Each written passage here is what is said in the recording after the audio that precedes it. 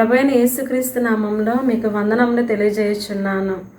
ఈ అవకాశం ఇచ్చిన దైవజనులకు నా యొక్క కృతజ్ఞతలు. నా పేరు సుమతి, నర్సరాపేట. యోహాను సువార్త 15వ అధ్యాయము 1వ వచనం నుండి 27 వచనముల వరకు. నేను నిజమైన ద్రాక్షావల్లిని, నా తండ్రి వ్యవసాయకుడు.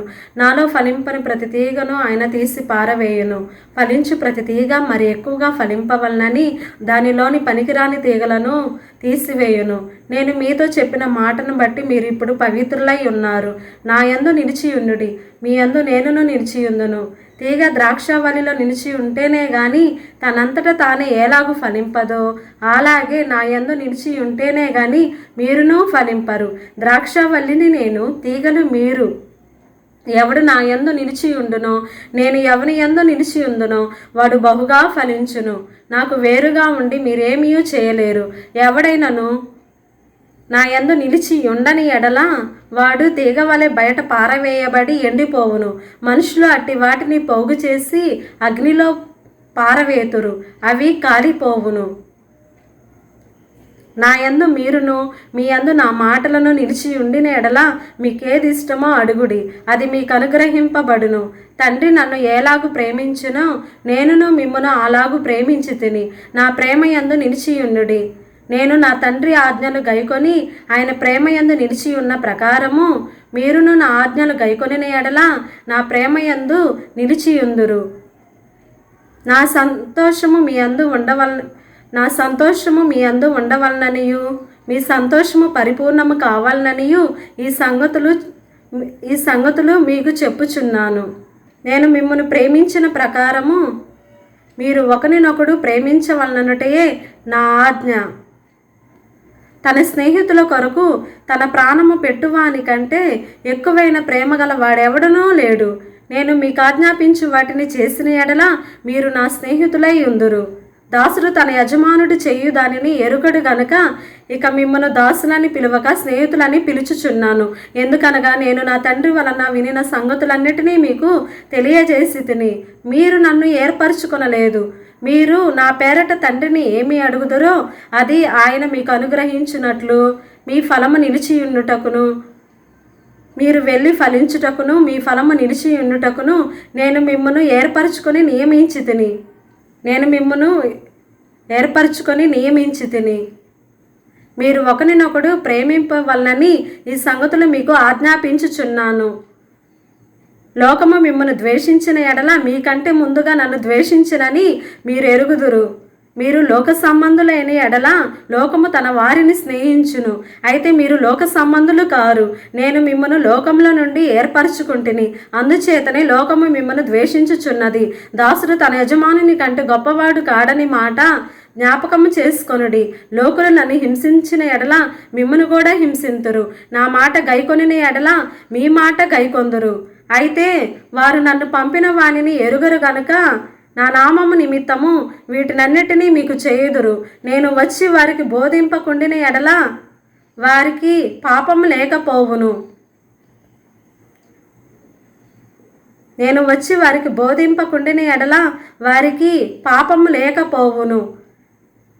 నన్ను ద్వేషించువాడు నా తండ్రిని కూడా ద్వేషించుచున్నాడు. ఎవడనూ చేయని క్రియలు మీ మధ్య చేయకుండిన ఎడల వారికి పాపము లేకపోవును. ఇప్పుడైతే వారు నన్నును నా తండ్రిని చూచి ద్వేషించుచున్నారు. అయితే నన్ను నిర్హేతుకముగా ద్వేషించుచున్నారు అని వారి ధర్మశాస్త్రంలో వ్రాయబడిన వాక్యము నెరవేరునట్లు ఈలాగు జరిగెను.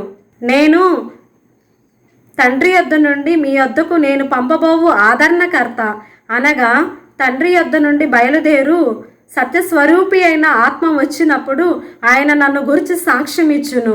మీరు మొదట నుండి నా యొద్ద ఉన్నవారు గనుక మీరును సాక్ష్యమిత్తురు. యోహాను వ్రాసిన మొదటి పత్రిక 1వ వచనం నుండి 10 వచనముల వరకు. జీవవాక్యమును గూర్చినది. ఆది నుండి ఏది ఉండెనో, మేమేది వింటిమో, కనులార ఏది చూచితిమో, ఏది నిదానించి కనుగొంటిమో, మా చేతులు దేనిని తాకి చూచెనో అది మీకు తెలియజేయుచున్నాము. ఆ జీవము ప్రత్యక్షమాయెను.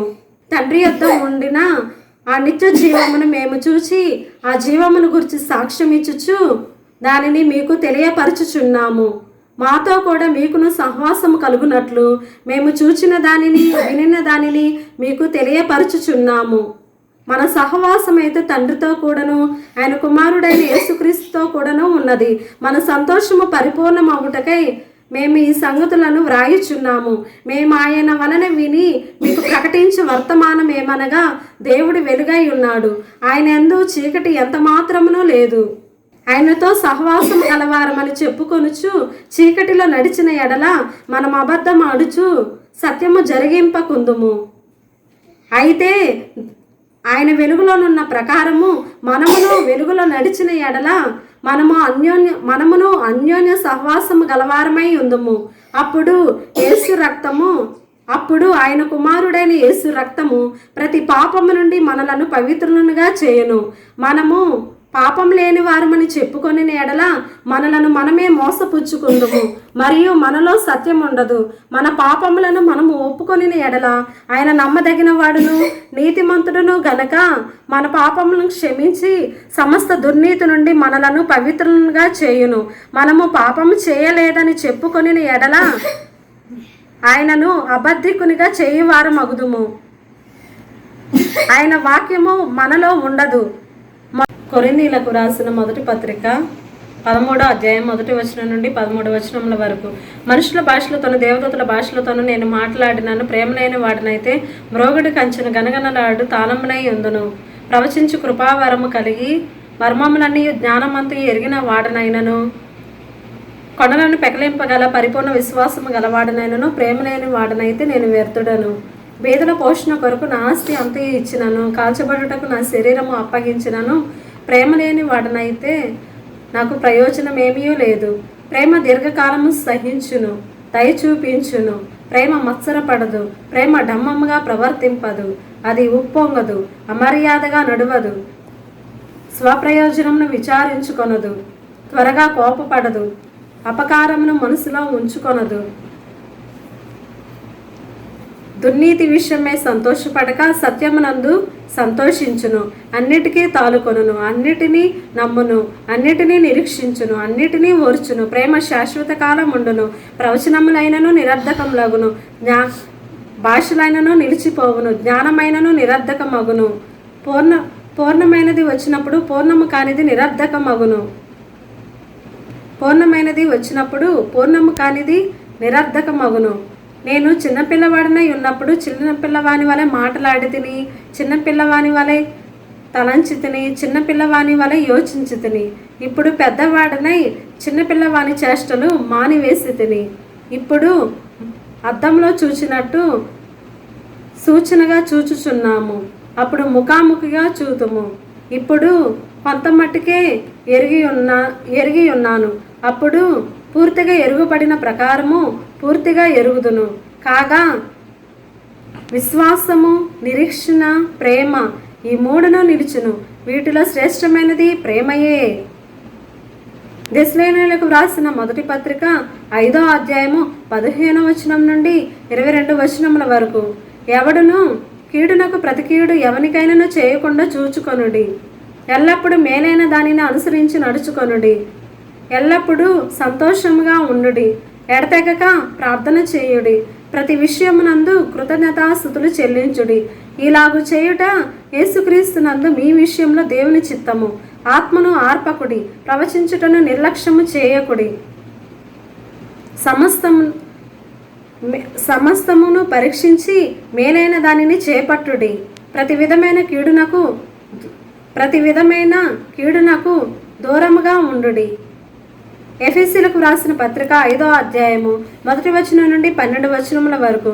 కాగా మీరు ప్రియులైన పిల్లల వలె దేవుని పోలి నడుచుకొనుడి.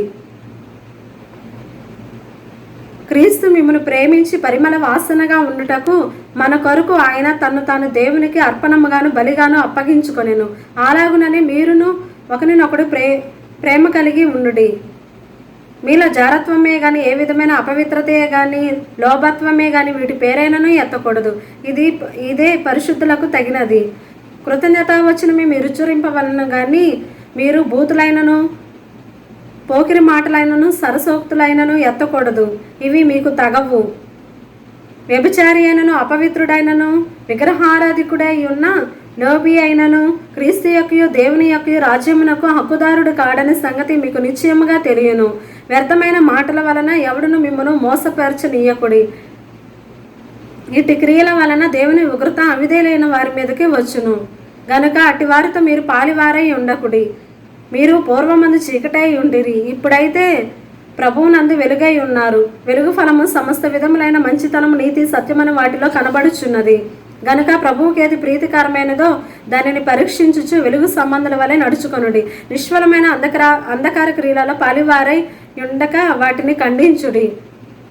ఎందుకనగా ఇటు క్రియలు చేయువారు చీకటిలో జరిగించు పనుల గురించి అయినను మాటలాడుటైనను వారికి అవమానకరమై ఉన్నది.